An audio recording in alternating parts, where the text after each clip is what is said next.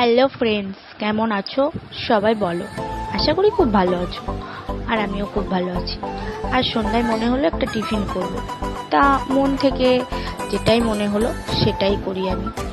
But আমার মতো কে আছে বলো তো, মুচুম যা আসে মাথায় তাই করে ফেলি। তাই যাই হোক, সন্ধ্যাবেলা আমি আর দেরি না করে রান্নাঘরে চলে আসলাম। আগে থেকে আলুটা আমি সেদ্ধ করে রেখেছিলাম। আলুটা সুন্দর করে হাতে পেস্ট করে নিয়েছি, মানে মেখে নিয়েছি। তার মধ্যে গোলমরিচ গুঁড়ো, পেঁয়াজ কুচি, লঙ্কা কুচি, একটা ডিম, চাইলে আর একটাও দিতে পারো, লবণ, সামান্য একটু চিনি, জল আর ময়দা দিয়ে ওতে হাতে আমি সুন্দর করে একটা ব্যাটার তৈরি করে নিয়েছি।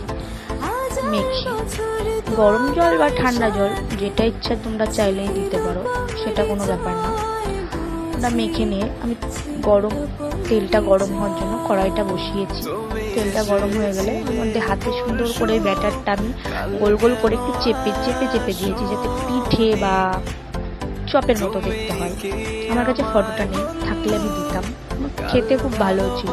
তোমাদের যদি আমার ভিডিওটা ভালো লাগে তোমরা চাইলে ট্রাই করে দেখতে পারো, আর লাইক, কমেন্ট, শেয়ার করে দিল। চলো বাই, আজকের মতো। এরকম ভিডিও চাইলে প্লিজ একটা কমেন্ট। খুঁজে পেয়েছি।